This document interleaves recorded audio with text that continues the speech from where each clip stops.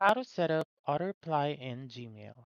First is by opening your Gmail app and then go ahead onto this three lines button found on the upper left corner of the screen.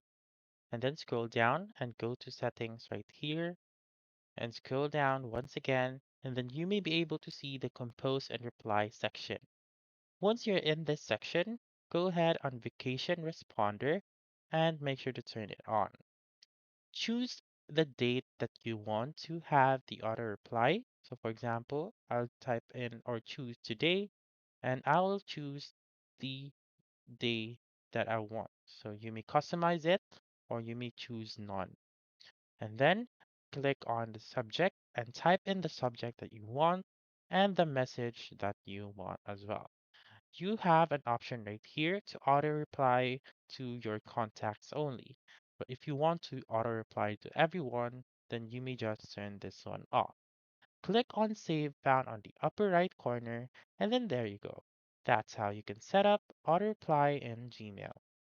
So that's all for this video. Let me know in the comments section if this works out for you. For more helpful tutorials like this, please subscribe to our channel and don't forget to click that notification bell.